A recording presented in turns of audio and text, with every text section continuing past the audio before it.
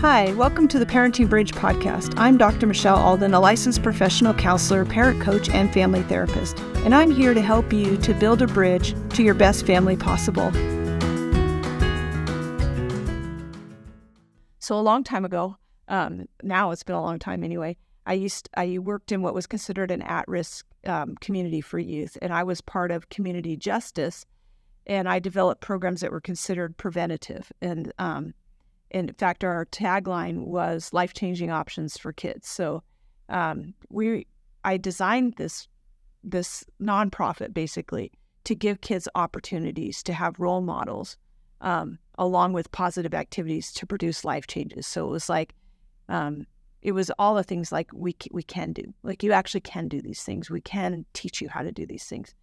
So during that same time, when I was a part of that, the Search Institute had a project going on called the 40 Assets. And I don't hear much about it anymore, but you can still look it up and see a lot of really positive things. And so these positive supports that build resiliency. The question at the time in the research was, why are some kids so resilient when really bad things happen, while others struggle to survive day to day, even if things aren't really that bad? The findings also helped us to identify supports that kids need to be successful and to be able to overcome challenges. So they broke their results into several categories. And some of the research and work that was done was extremely foundational to the programs that I was developing and extremely foundational to Melody Foundation's family program as well. So the results indicated that half of the assets or supports that resiliency are focused on inward, so they're internal assets.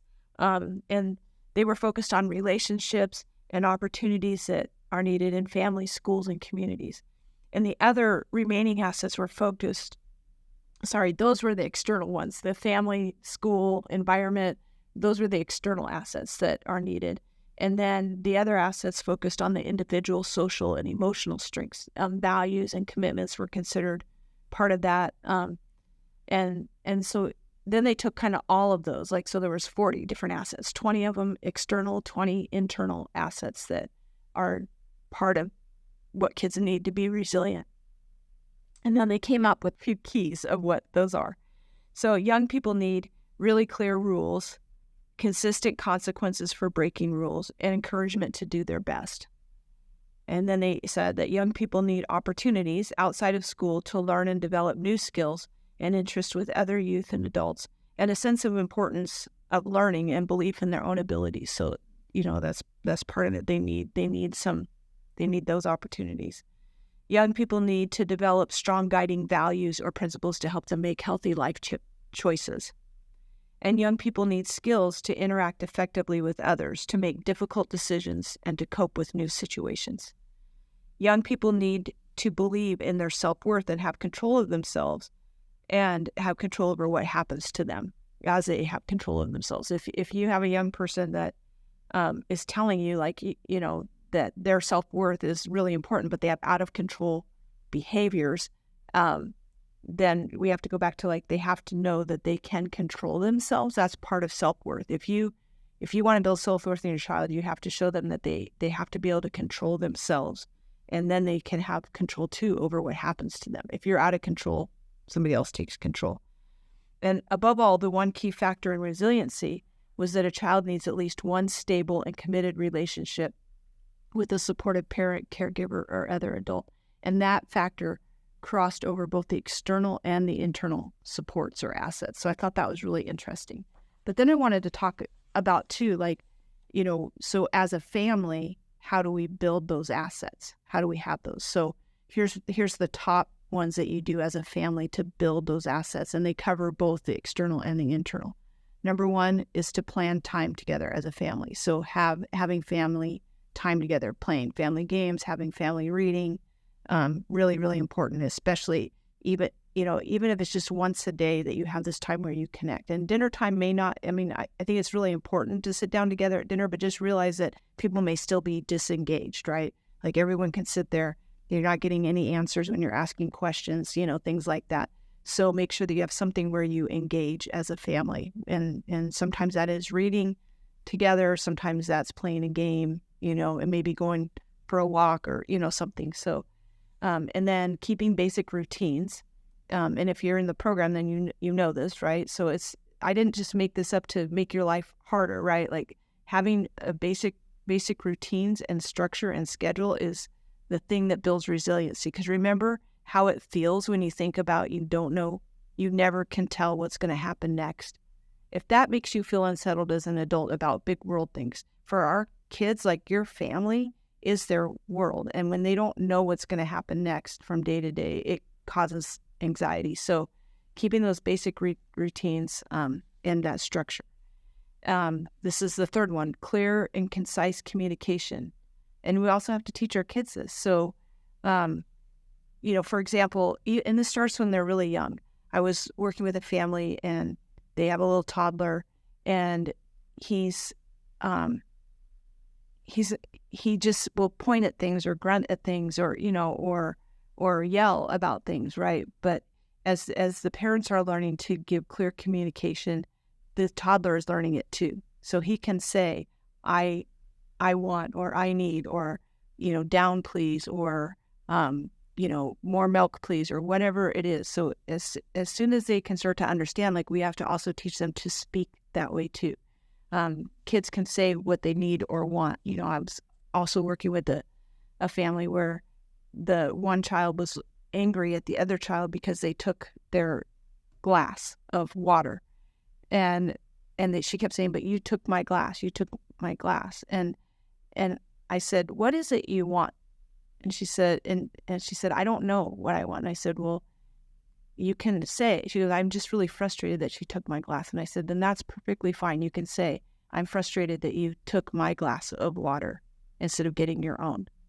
And then if you have something for that situations, like, then you can request that.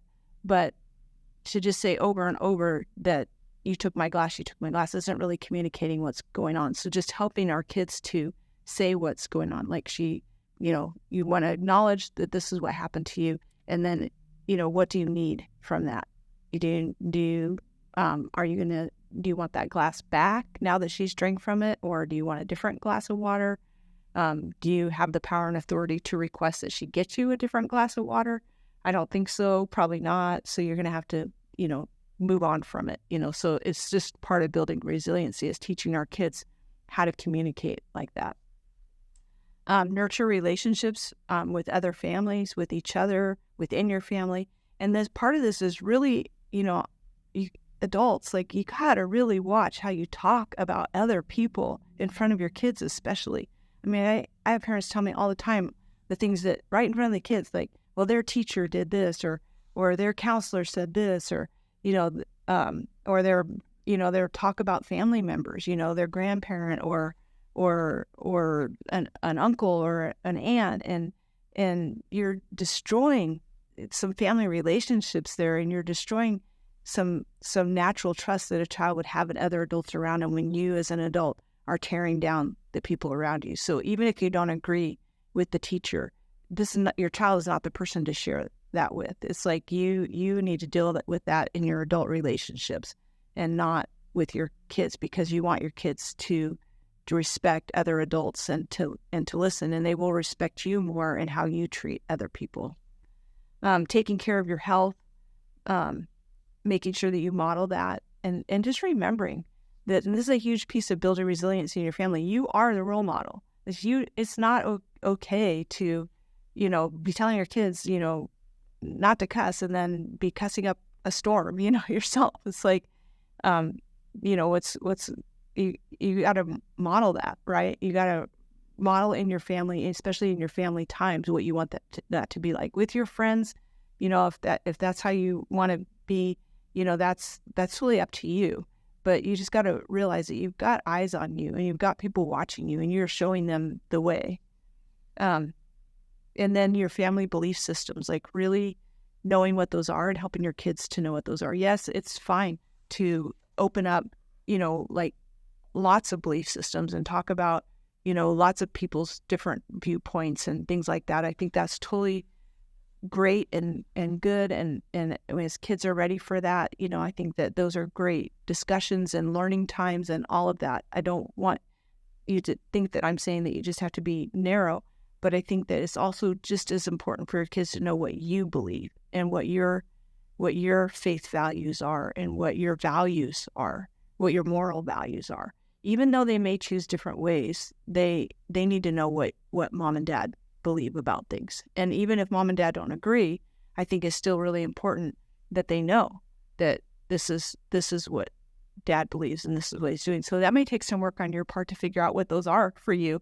But I think it's an important piece of building resiliency in your family. I think it's good for kids to know that when I go back home, like, this is what it's going to be like, even as they're adults. And then just helping them to problem solve is huge. We need to be problem solvers. And so we have a bunch of kids that at least the people that I talk to and work with, that are not good problem solvers. And so we have to help them with that. Those are skills that have to be built, and we can't do it all in one day or in one moment. And when they're really upset, they're not going to be good problem solvers. So just know that that's a skill that we have to work on. And so then I was thinking, well, why does it matter? Does it really matter how we tackle or accept problems? And I think, yes, it does, because how we move through hard things protects you and those around you. Let me say that again. How we as adults move through hard things protects you and those around you. So I think even just about like COVID, it was really, really hard, and a lot of people had to really pivot. And I mean, almost everybody in some way was affected and had to pivot. How we handled that is really important to how our kids are going to see us handle crisis, right? And so the people that were able to like regroup and say, okay, this sucks and this is how it is right now, but here's what we're going to do. Here's how our family's going to handle it. And that's what I was encouraging families to do at that time.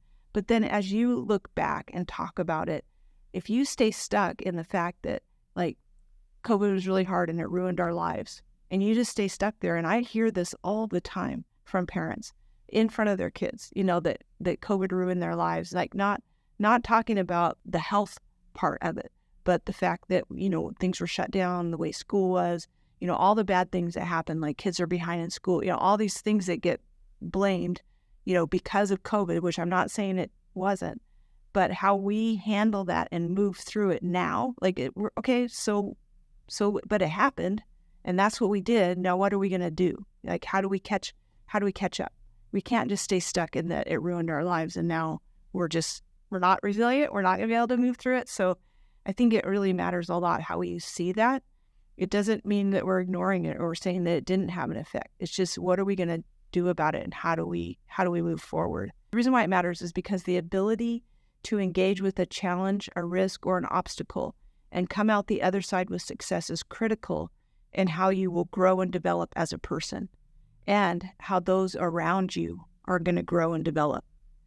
And that is the most important part, I think, as a parent, like how you engage with challenges and risks and obstacles is critical, and not only in how you're going to grow and develop as a person, but how your kids will grow and develop.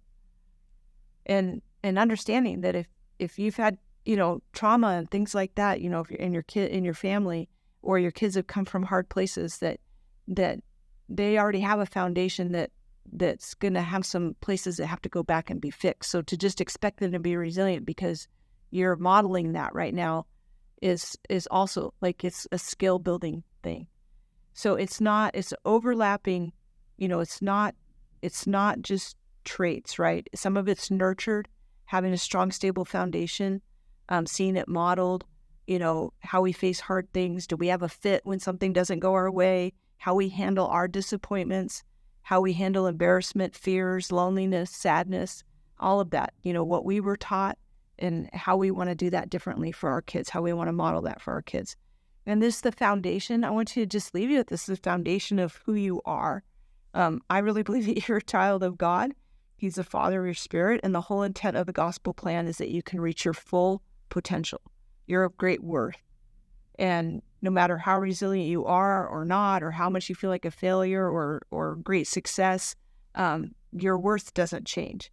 And not everyone that goes through hard stuff or faces challenges or crisis actually comes out okay. And I think it's important to realize that. And our kids that have gone through hard things, they're they're not okay, but they don't have to stay stuck there.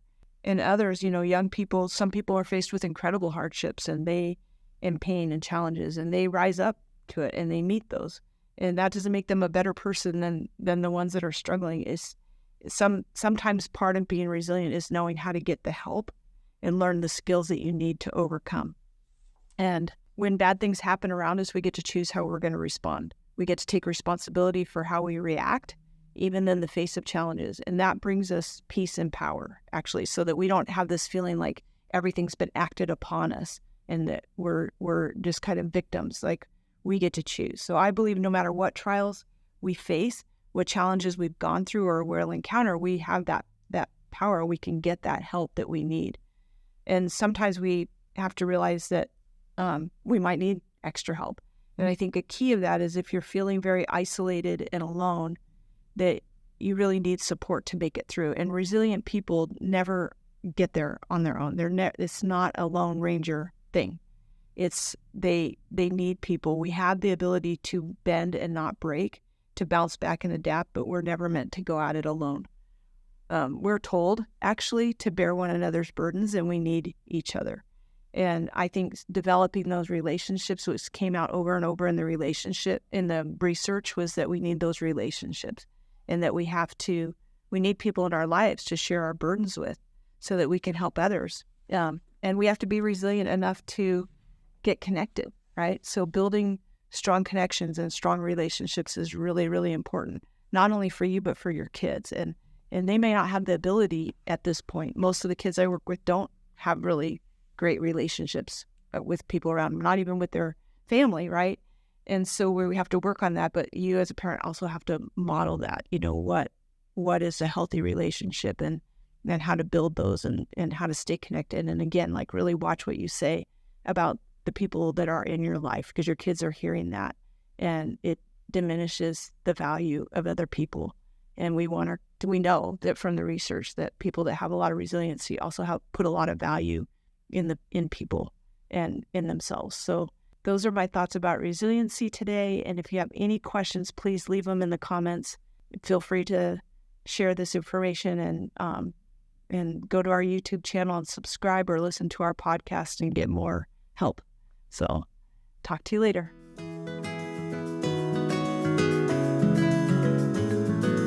Thanks for listening to The Parenting Bridge. Do you want to learn more about building a bridge to better behaviors? Pick up a copy of Dr. Michelle Alden's new book, Parenting Emotionally Distressed Kids. Or, for more resources, you can click on the link for Healthy Foundations. If you would like to leave a comment or a question for Dr. Alden, there's a link in the notes. We'll see you next time, and remember, things can always get better.